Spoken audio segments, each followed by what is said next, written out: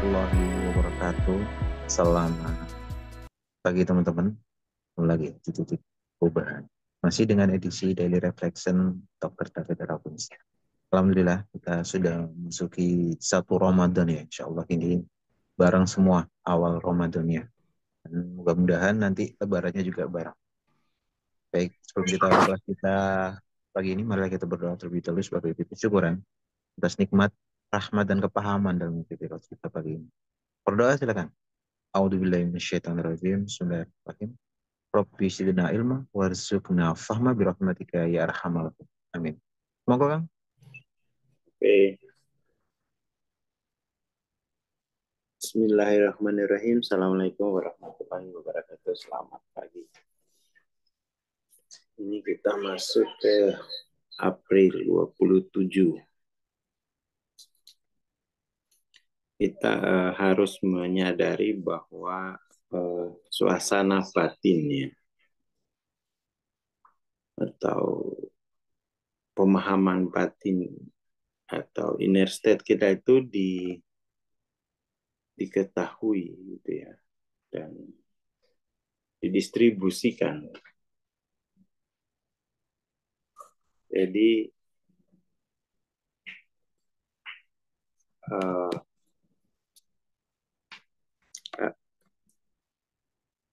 duduknya diri kita entah dia jadi orang atau dia keilahian itu diketahui dan didistribusikan, terketahui dan terdistribusikan seperti itu. Orang-orang di sekitar kita itu bisa mengetahui perasaan dan pemikiran kita, meskipun itu kita tidak ngomong. Jadi ini termasuk komunikasi di level energi gitu. Dan itu yang perlu kita waspadai gitu. Kalau misalnya jadi gini kan, aku gitu ya, itu setiap pindah tempat, setiap pindah ruang, atau setiap mau pindah percakapan begitu, selalu perhatikan posisi duduknya aku gitu. Oke. Aku itu sudah duduk di mana?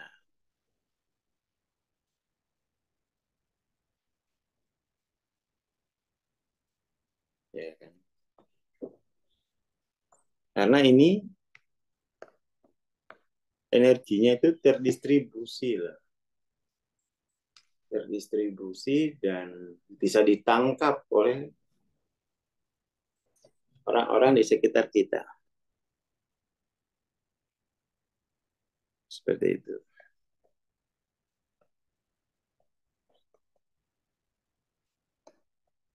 Itu yang paling penting. Jadi orang-orang yang di sekitar kita, organisasi tubuh kita, ya, entah itu organisasinya di rumah, kemudian di keluarga, ini yang paling, pokoknya di mana tubuh kita hadir, nah disitulah pusat daripada distribusi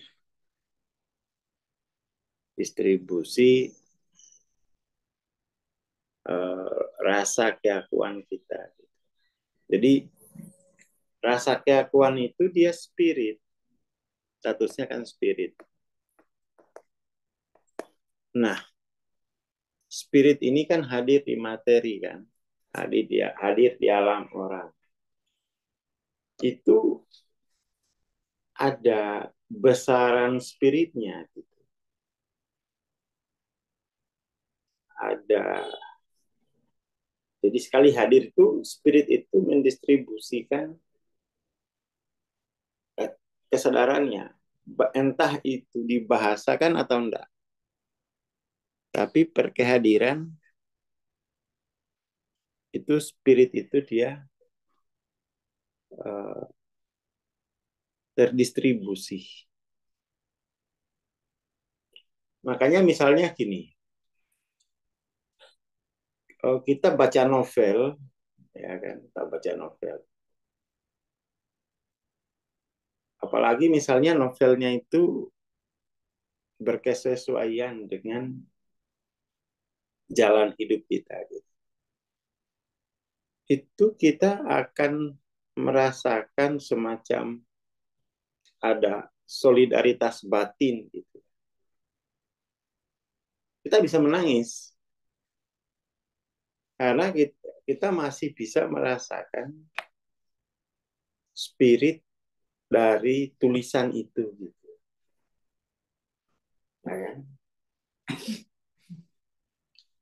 Itu padahal yang bawah spirit itu sudah tulisan. Apalagi masih tubuh yang hidup. Itu spirit itu kemana-mana. Gitu. Seperti itu. Jadi memahami apa itu istilah bahasa keakuan perkehadiran itu penting. Dan itulah bagian yang tidak banyak dipahami oleh orang. Nggak paham ya. Akhirnya tidak ada upaya untuk mengubah duduknya aku itu gitu. Ya kan? Dia tidak ada upaya karena ya belum tersadari, belum jadi pengetahuan. Nah, itulah yang kemudian membuat penderitaan di muka bumi itu makin lama, makin banyak. Dan apa ya? Berarti kan sebenarnya banyak orang itu hidup dalam ketidakfahaman akan banyak hal. Ya. Termasuk ketidakpahaman akan duduknya rasa keakuan itu. Apakah dia duduk di makom orang atau didudukan di makom orang atau didudukan di makom keilahian itu. Dan orang harus mencari dan sampai tahu, jangan mencari itu. Tahap pertama pencerahan itu kan mencari tahu, mencari sampai tahu. Tahap kedua itu dia tahu, sudah tahu, tinggal pilih. Harus milih itu duduknya aku itu. Ya, otomatis begitu saja. Harus milih. Oh, ketika aku ke sini, aku milih di sini. Nanti kalau sudah terbiasa milih, itu nanti dia berarti kalau terbiasa milih S besar, dia akan dominan di S besar. Tapi kan orang itu nggak bisa milih kalau belum tahu. Dan orang itu nggak bisa tahu kalau tidak mencari. Gitu ya. Jadi cari tahu dulu, lalu setelah tahu itu harus pilih. Jangan setelah tahu nggak dipilih. Wah,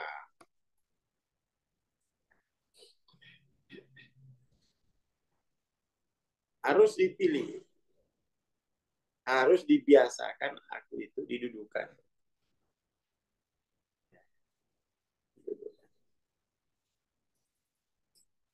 Dan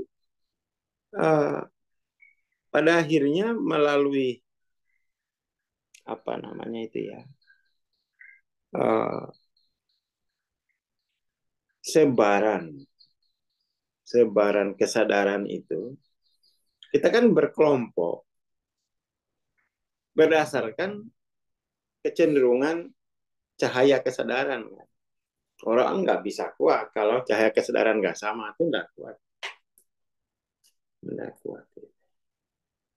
Dan ketika aku itu didudukan pada orang, makomnya, kecenderungan aku itu dia akan menuju apa ya? Dia akan menuju pemenuhan diri terus-menerus. Jadi ada pemenuhan diri. Pemenuhan diri ini ekstrim loh. Ekstrim. Apalagi misalnya 20, nature 20, pemenuhan dirinya itu adalah pemenuhan diri akan harkat diri melalui orang lain. Ngeri itu. Jadi dia mencari harkat dirinya dari orang lain. Kalau itu tidak dapat, dia bisa kejam, bisa murka. Ya kan? Bisa murka. Pemenuhan diri melalui orang. Kan ngeri kalau aku memperagakan itu. Ya kan? Karena didudukan di orang. Jadi sebenarnya semua penderitaan manusia itu dasarnya itu cuma satu pada awalnya, yaitu aku itu didudukan makomnya pada orang. Artinya keilahian aku itu disangkal. Dan itu menjadi hal yang tidak difahami oleh sebagian besar orang. Ya kan? Tidak difahami. Dan belum menjadi gerakan bersama untuk mencari tahu duduknya aku itu gitu. Dan yang sudah mencari tahu juga mungkin tidak begitu merasa penting agar bisa memilih duduknya aku itu. Seperti itu.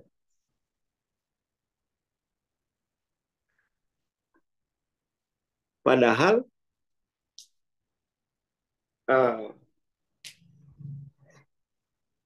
duduknya aku itu menentukan kecepatan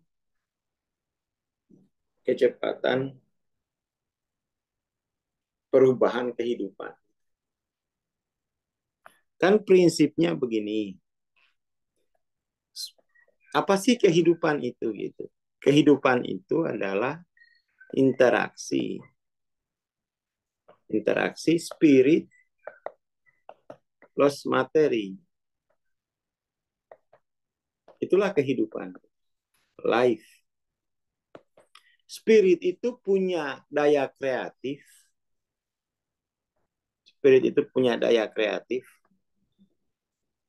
Sementara materi itu punya potensi bentuk. Punya potensi untuk memberi bentuk daya kreatif tadi. Itu materi, dia punya potensi bentuk. Dan punya potensi bahan. Ya, jadi materi itu punya potensi bentuk dan bahan. Bentuk dan bahan. Gitu. Nah, hanya punya potensi bentuk dan bahan, tidak punya daya kreatif. Ya, nggak jadi apa-apa. Gitu. Nggak jadi apa-apa. Mesti ada daya kreatif untuk mengubah bentuk dan untuk mengisi bentuk dan bahan itu. Daya kreatif ini pada manusia itu ya LOC, level kesadaran gitu.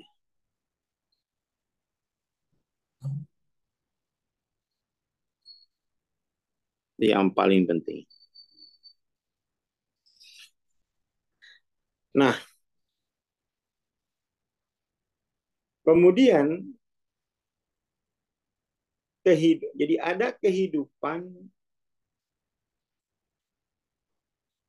itu dia adalah interaksi daya kreatif dan bentuk plus bahan.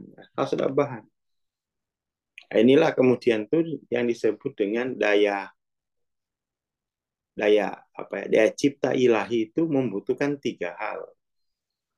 Kholik, sifat kholik itu daya kreasi.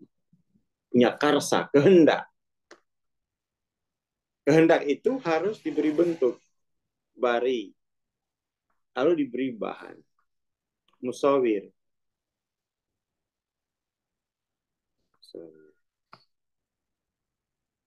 Kayak gitu. Seperti itu hukum. Jadi orang sebenarnya itu nggak mengerti hukum kehidupan. Makanya dia tidak mencari tahu bentuk, tidak mencari tahu bahan, tidak mencari tahu daya kreatif. Jadi ketika kita hidup di dunia itu, kita hidup dalam keadaan serba tidak paham mengenai daya kreatif, mengenai bentuk, mengenai bahan. Siapa yang mencari tahu itu? Sains. Sains. Makanya banyak temuannya dia. Oh, kasih bahan ini, kasih bentuk ini, kasih daya kreatif ini. Masyarakat harus mestinya pencarian akan kepahaman mengenai daya kreatif itu, bentuk dan bahan itu dilakukan setiap orang. Karena kalau tidak, dia menderita. Hidupnya nanti terbatas. Hidupnya terbatas. Itulah yang dilakukan oleh masyarakat, Pak. Bersama-sama menginginkan kami tidak lagi mau ikut-ikutan. Kami mau mencari sendiri. Karena apa? Yang menderita kami sendiri. Ya, yang menderita kami sendiri. Oke. Yaitu kehidupan, life. Kemudian, artinya kehidupan itu berarti kan dia proses transformasi bentuk.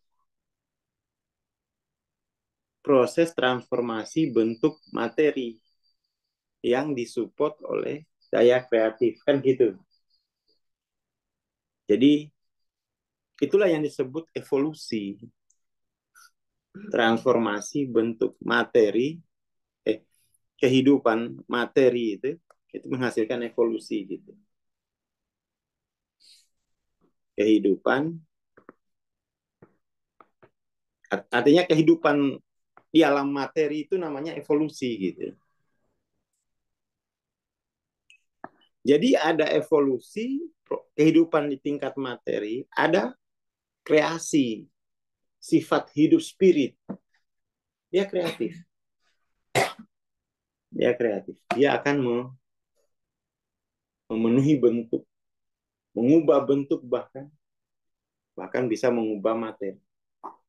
Tergantung daya kreatifnya.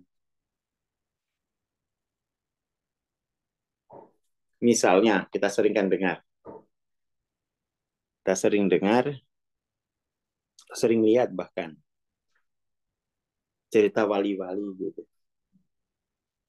Batu bata, ini kan materi.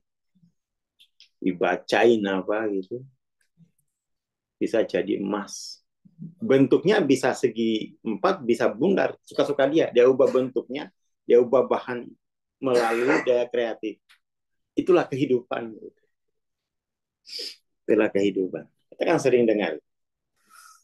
Guru-guru kita itu, ya, batu bata, materi itu. Dia ubah bahannya jadi bahan emas, dia ubah bentuknya dari kotak, katakan jadi bulat. Padahal tadi bentuknya bulat, kotak. Jadi ada proses evolusi pada materi. Jadi kehidupan materi itu namanya evolusi. Sementara kehidupan spirit itu namanya, dia punya daya kreasi. Seperti itu. Paham ini aja sebenarnya itu sudah cukup. Jadi yang harus ditambah itu adalah daya kreatifnya untuk bisa mengubah bentuk atau untuk bisa mengisi bentuk, mengubah materi kehidupan gitu di dunia ini, ya kan? Materi di dunia ini banyak sekali yang belum kita ketahui bentuknya, yang belum kita ketahui bahannya, yang belum bisa kita bikin apa-apa. Ya kan? Satu-satunya yang bisa kita bikin tuh air mata. Aduh, mati kiuriku mah.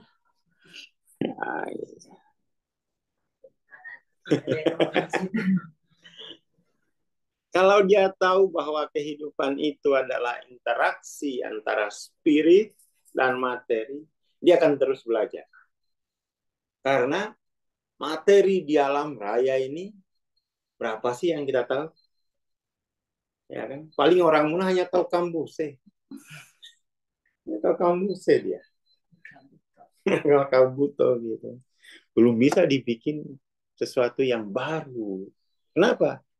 Daya kreatifnya tidak cukup. Padahal potensi daya kreatif itu tak terbatas. Tapi kan itu harus dicari tahu. Setelah dicari tahu, tahu pilih. Tahu pilih. Jadi sudah ada kehidupan. Jadi kalau tidak ada spirit, materi itu tidak mengalami evolusi. Tidak mengalami evolusi. Darah ketika kemasukan ruh, dia evolusi besar-besaran itu. 9 bulan jadi manusia. Ya, setelah kemasukan spirit. Setelah ditiupkan ruh, evolusinya besar-besaran. Bentuknya, setelah ada bentuk, setelah ada bahan, masuk ruh jadi sesuatu yang luar biasa.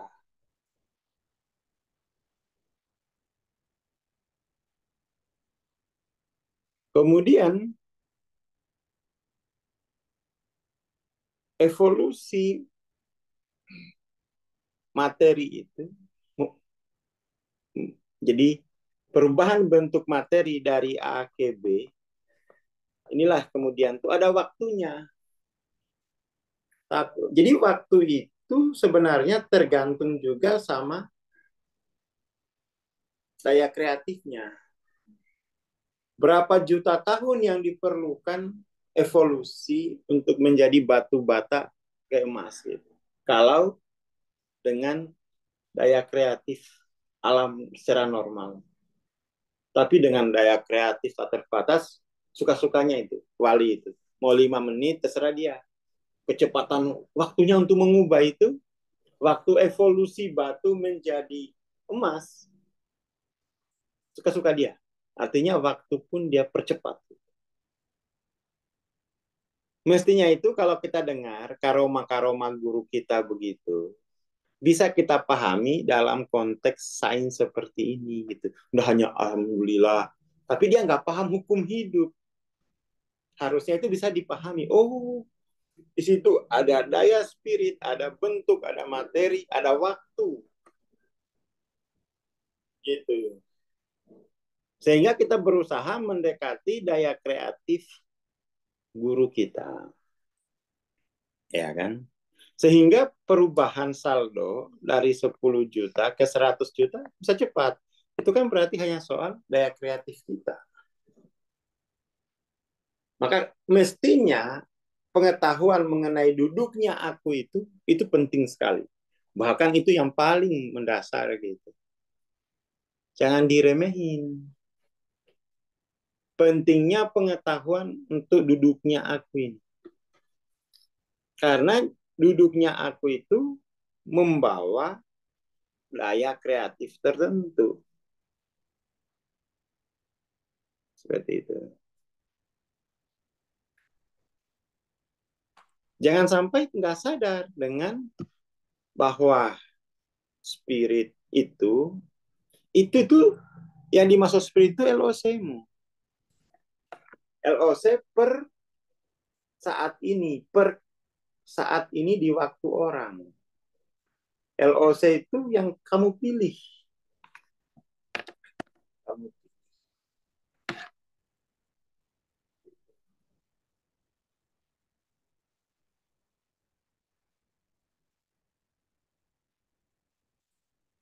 Itu yang paling penting.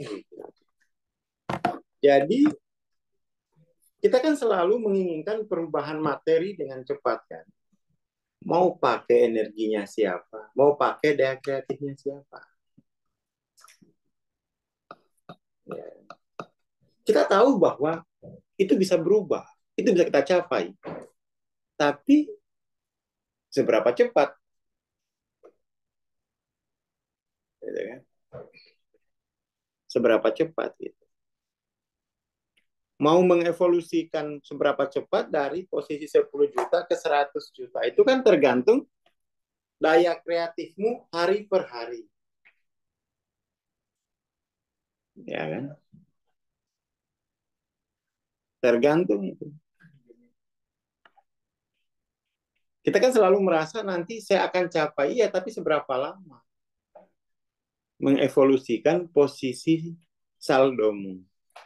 Dari 10 juta ke 100 juta itu tergantung daya kreatifmu itu. Materi itu menunggu.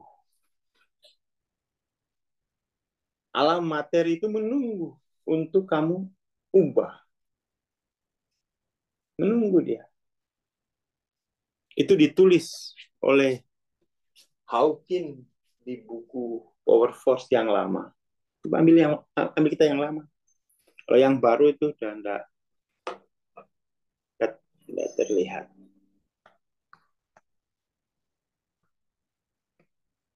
Jadi kita yang lama, Mat.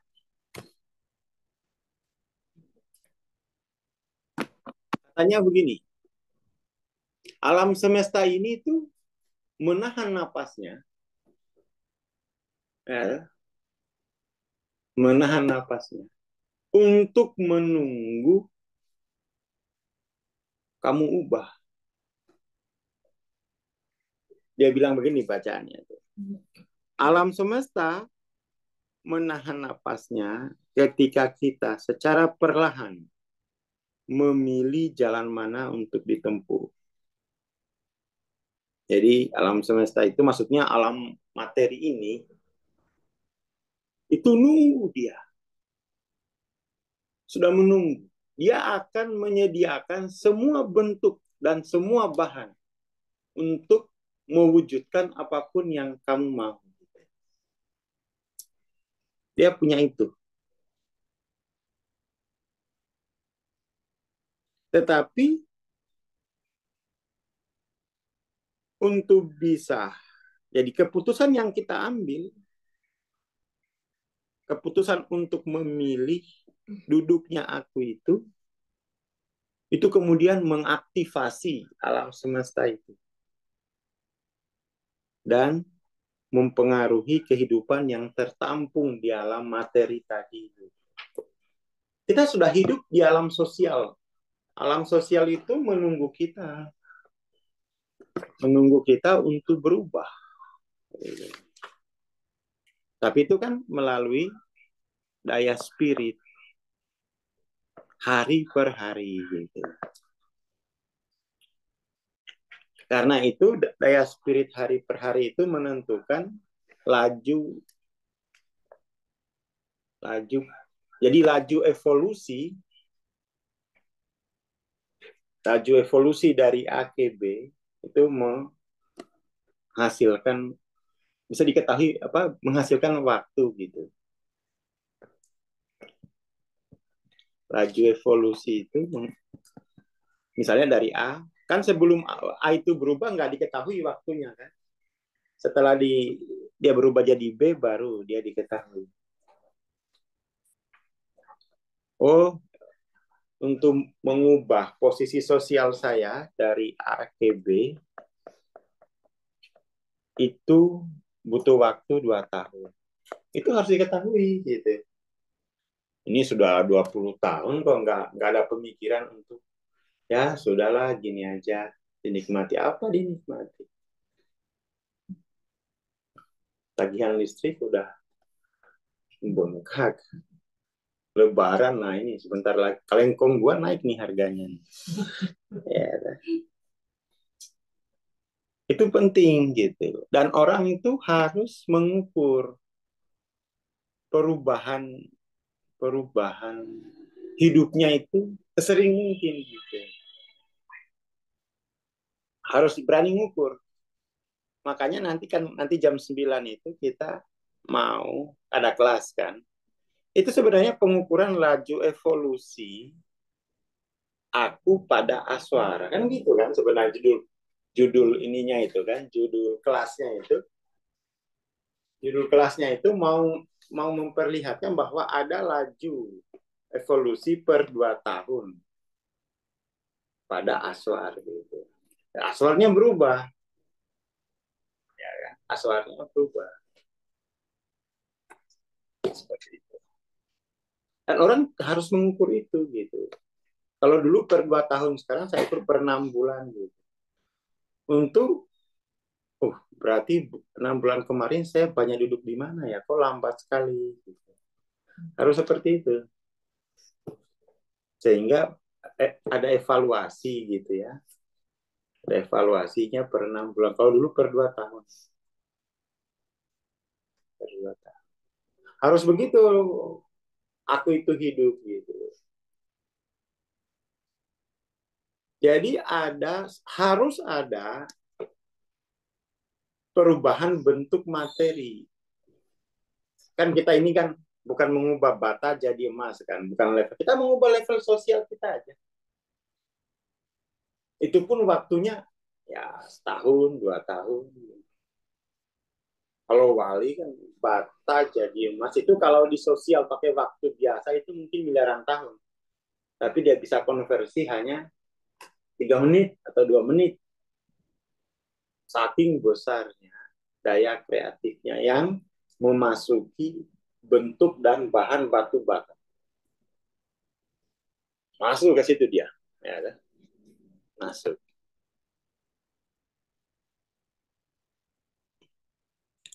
Saya kira itu dulu untuk pembukaan hari pertama puasa ya. Jadi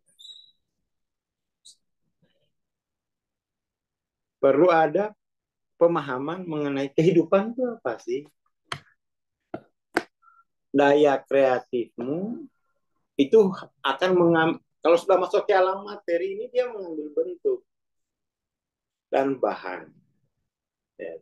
Itu terlihat kok di jenis rumah kita, bentuk dan bahan itu sudah menunjukkan.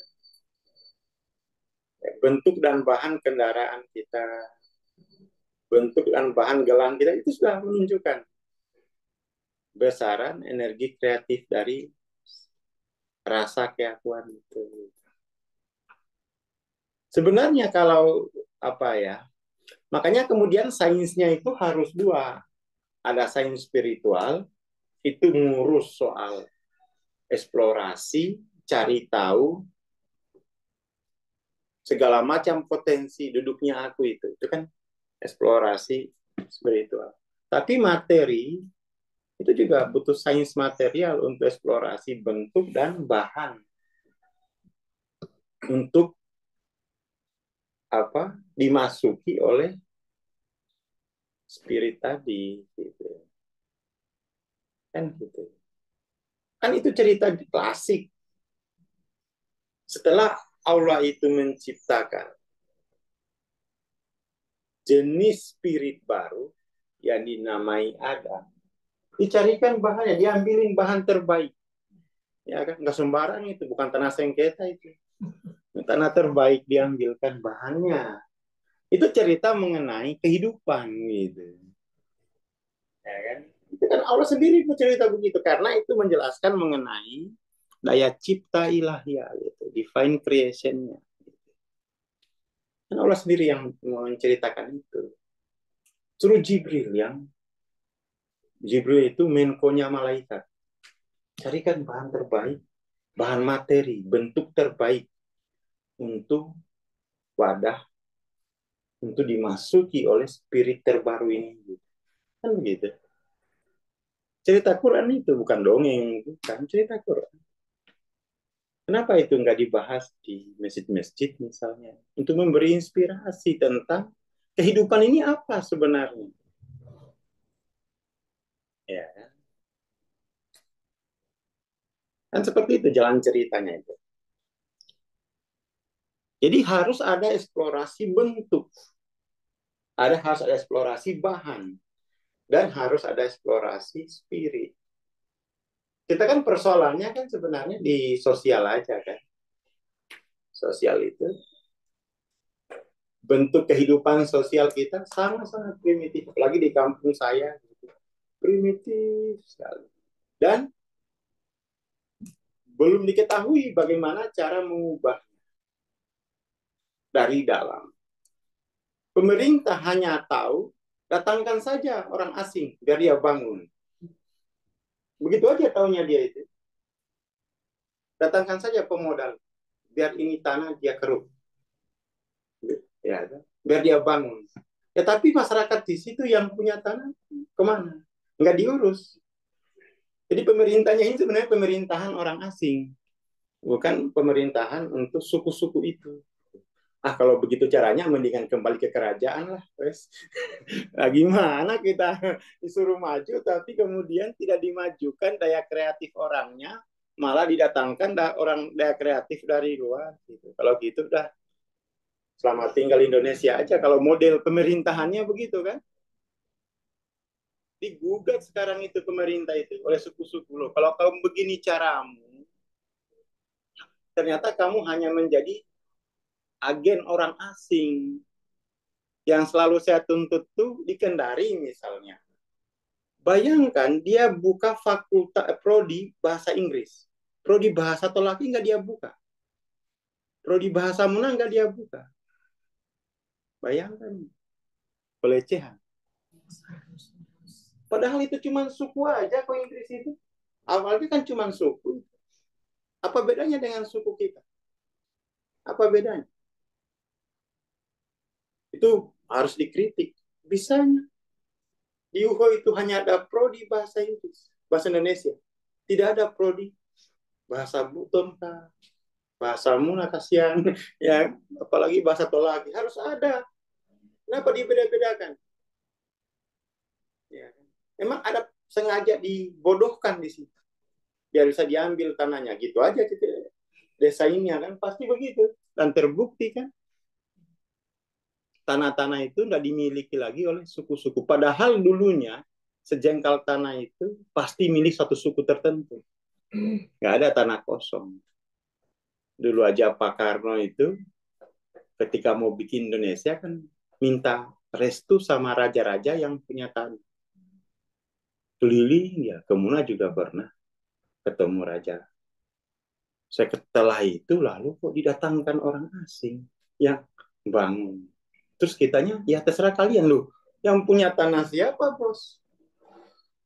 Ya, tapi kita harus maju. Ya majunya harus kami mestinya yang maju. Gitu. Seperti itu. Malah suku aslinya disuruh kabur aja dulu. Lah, kabur. Tanah kita udah habis. Nyesal gabung Republik. Nyesal. Karena tanah habis. Yang miliki bukan suku asli. Suku asli jadi TKW di Arab. Iya dia. Suku asli itu. Melarat ya, betul. Percuma gabung Republik ini. Kalau ceramah begini ditangkap saya ini. Ya memang nyatanya begitu kalau dari suku-suku kan. Ya ditangkap saya. Jadi ini jangan disebarin Mas Camin, jangan diupload. Kamu kalau mau panjang ke BPM ini jangan diupload ceramah pagi ini. Ini biar di sini aja gitu. Karena itu nyata loh itu. Sama nyatanya dengan lagu bayar-bayar itu kan. Iya, mau bikin melulu bayar polisi. Bayar ya kan. Kita mau bikin apa saja bayar polisi. Berarti seperti itu.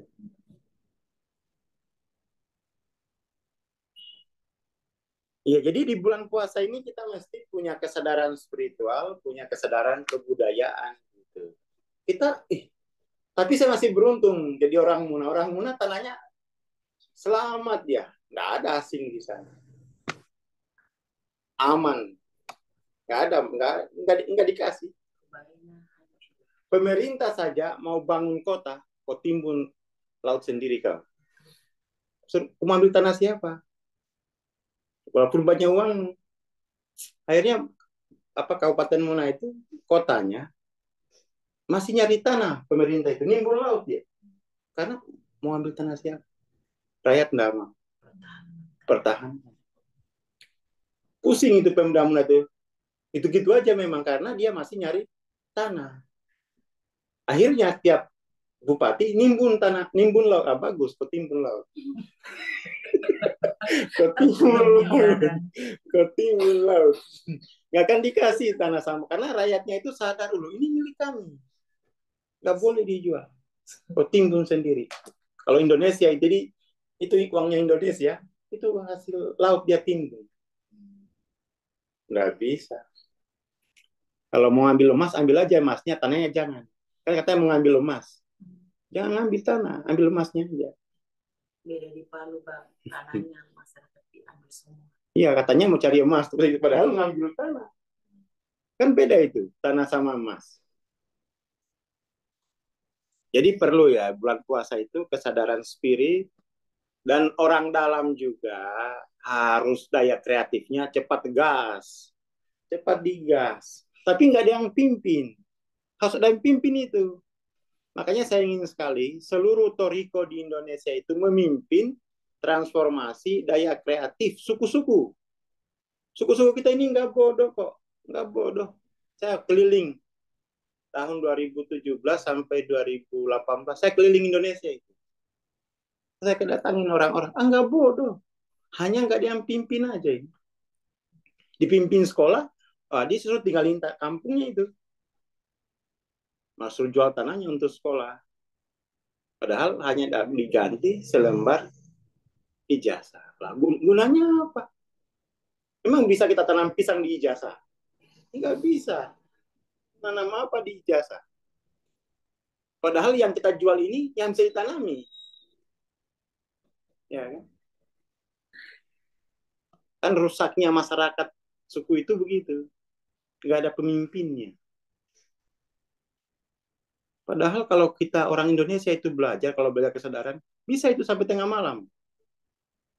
Kita pernah digerebek RT, pulang, kalian ini apa sih di sini? Belajar, Pak.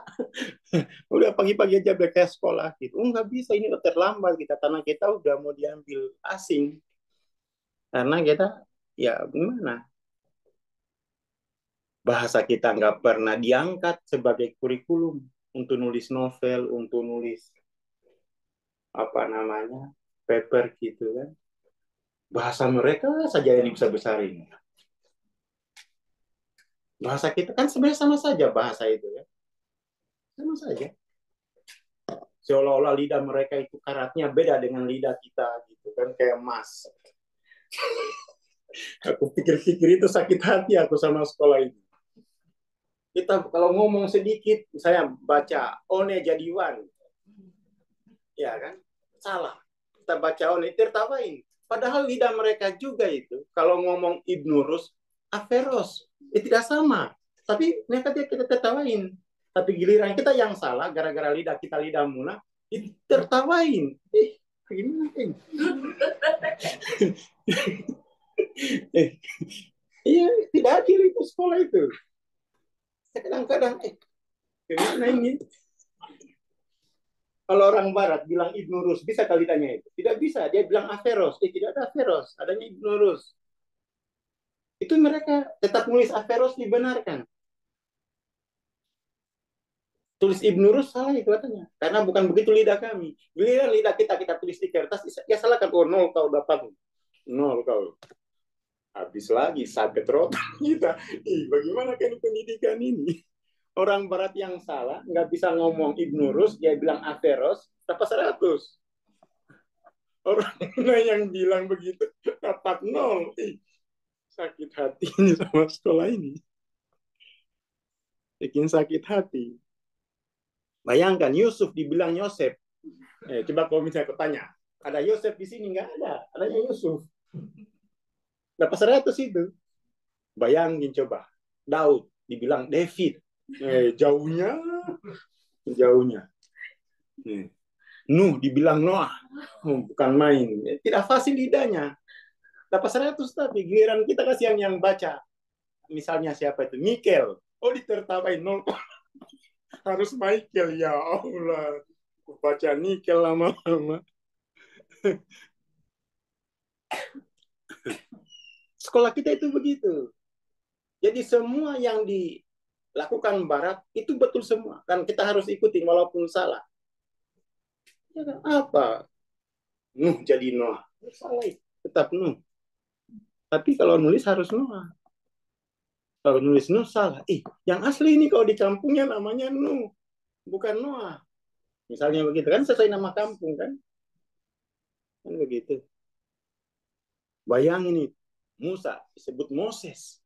Tidak sama itu. Ada Moses di sini. Coba kau tanya di misalnya Musa, orang Muna. Ditanya tetangganya, ada Moses? Enggak ada Moses. Tanya Musa. Padahal ya, salah dia mengucap, tapi 100.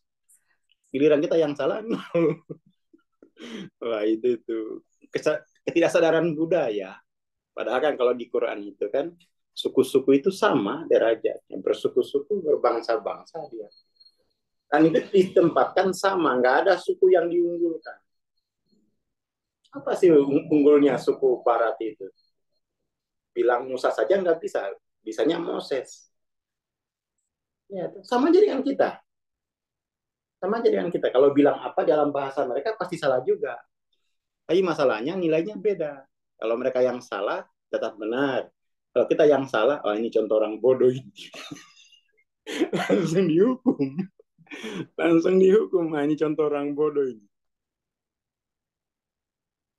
Nah, bayangin Muhammad Hasan jadi Miktasein. Wah, itu bagaimana itu? Jauh sekali bunyinya.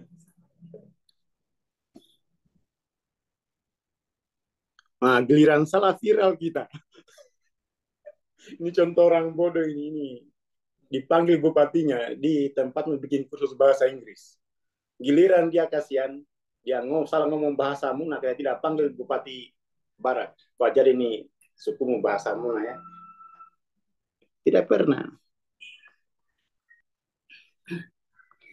Itu pendidikan Indonesia itu lucu-lucu sebenarnya. Lucu-lucu. Baru dihabiskan uang banyak sekali. Kadang saya mau bikin negara sendiri, tapi takut ditangkap. Nggak bisa bikin Zoom. Apa? Nggak bisa bikin Zoom, takut ditangkap.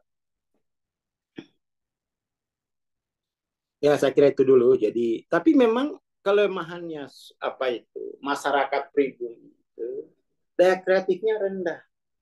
Dari dulu sampai sekarang, Kambose begitu-begitu terus. Hanya begitu cara buat Kambose.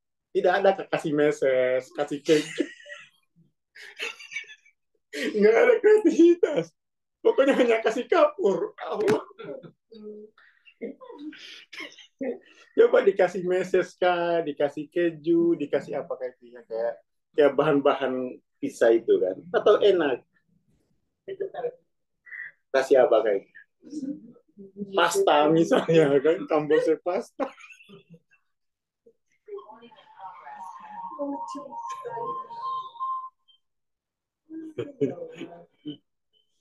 Ya kan, dikasih apa gitu. Jangan dari dulu kasih kapur terus. Kasih kapur, kasih kapur. Itu zaman purba itu.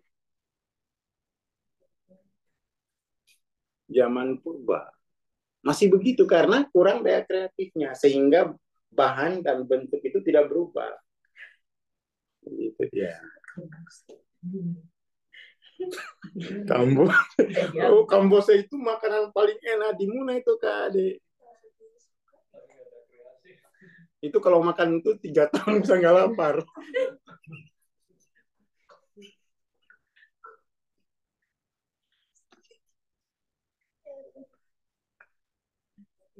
Lain sama papeda. Papeda juga dia bikin gitu-gitu aja ya.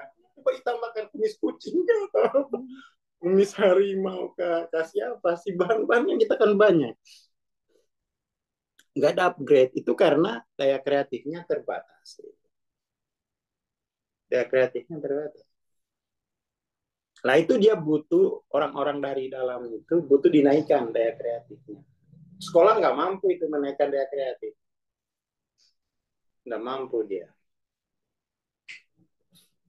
Nyatanya sampai sekarang Kambose tetap Kambose gitu. Padahal sudah ada jurusan tata boga. Ya apakah Kambose itulah. Dicampur apa kata terserah itu. Wah, Kambose tambah flat coklat. Wah, mati nih jadi apa itu kasihan. Bahan Kambose dari apa? Dari jagung.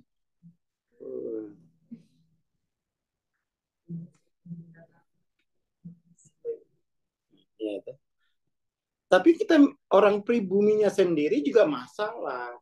Akhirnya pemerintahnya ini dia pusing berat. Karena nanti kalau rapat di G20 nanti malu ya. Di negara nggak ada jembatan, adanya tali penyeberangan. Bukan malu dia. Ya, malu. Makanya udah gasak aja lah intananya orang-orang yang tidak bisa tumbuh daya kreatif. Tapi harga diri tinggi sekali. Daya kreatif tidak tumbuh, harga diri tinggi. Senggol dikit, oh apa kalau ini saya masa bacok. Orang sana begitu. Akhirnya pemerintahnya memang putus asa dia. Mau diapain? Mau diapain? Mau diapain? Karena memang daya kreatifnya mau diapain ini?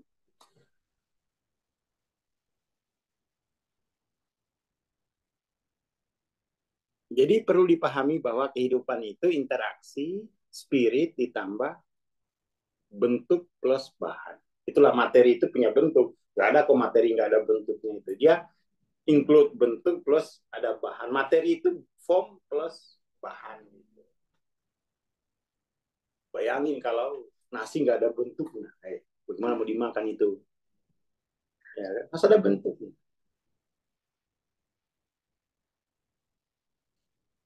Nah, eksplorasi bahan sama bentuk saja, sains baru berapa sih yang ditemukan? Belum ada 1%. Baru kita orang Islam sudah ditakuti lagi sama Hasim itu, yang Pakistan mau kiamat nih katanya. Ah, itu bagaimana lagi kita? Sudah ditakut-takutin lagi mau kiamat. Sains belum mengeksplorasi bentuk dan bahan, spirit juga belum dieksplorasi, sudah mau kiamat aja. Kok sia-sia sekali gara-gara berita akhir zaman ini. Kalau lucu gitu. Kalau barat dia masih mendingan. Eksplorasi bentuk dan bahan luar biasa. Bahkan di otak manusia udah mau disimpan apa gitu ya. Karena ada bentuk bahan yang memungkinkan gitu. Seperti itu. Dan jadi ya pemerintah kan dilema dia. Nunggu orang dalam gitu terus. Dia nggak punya kebutuhan listrik. Tanya untuk apa listrik? Malam-malam mainannya tidur. Nonton TV malah bikin gak tidur. Ya kan? Untuk apa PDAM? Kali masih banyak. Tidak ada pembangunan. Untuk apa mall? Tinggal metik sagu. Tinggal nggak usah ada mall-mallan. Tidak pembangunan. Jadi pemerintah itu dilema. Dituntut sama Barat. Ditolak sama orang asli. Bingung, akhirnya korupsi aja lah ini bagus. Nah, karena masyarakatnya sendiri nggak ada pemimpinnya sebenarnya, nggak ada pemimpin spiritualnya. Jadi mesti ada pemimpin spiritual dan mesti ada pemimpin material gitu. Sains itu yang material, yang spiritual itu ya harus dikembangkan. Dan anehnya ya justru negara-negara yang Islam itu yang paling tidak maju. Gimana ini agamanya ini ya? Apalagi di Indonesia, Toriko ada 45, itu yang terdaftar. Yang nggak terdaftar lebih lagi. Tapi nggak ada perubahan sosial apapun dari Toriko ini. Gitu. Setelah aku selidiki, pondok-pondok maupun Toriko itu tidak punya kepentingan eksplorasi pengetahuan. Dia punya kepentingan cuma satu. Jadi orang baik. Jadi orang baik. Oh, itu memang kurikulumnya sendiri kalau jadi orang baik. Itu orang baik itu belum tentu berpengetahuan. Tapi orang berpengetahuan belum tentu juga jadi orang baik. Dilema lagi lah kita ini. Orang itu akan pusing. Ini anakku gimana gitu. Masukkan kuliah. Nanti ketemu dia tiap lebaran di penjara korupsi. Tapi kalau kau masukkan ke pondok dia jadi orang baik tapi nanti gitu-gitu aja ekonominya. Ya, mama minta beli apa dikirimin Fatihah. Dilema masyarakat kita itu memilih yang mana.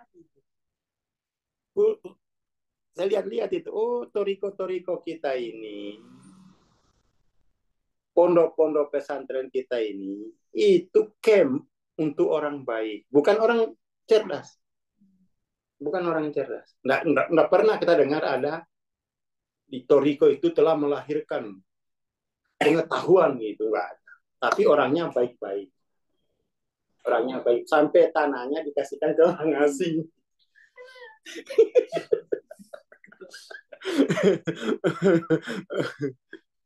Orang baik inilah yang kemudian diproyeksikan nanti kau tunggu Imam Mahdi. Sudah di Pakistan, kopi jemput. Sudah datang. Karena selalu orang baik yang diproduksi, bukan orang pintar. Karena dia takut orang pintar bahaya. Pondok pesantren, produksi orang baik. Sekolah produksi orang pintar. Akhirnya clashing. Akhirnya orang tua yang bingung, pusing aku ya. Soalnya dia pergi ke penjara itu orang pintar semua nggak? Isinya penjara, lebaran di penjara. Jadi mestinya harus ada toriko.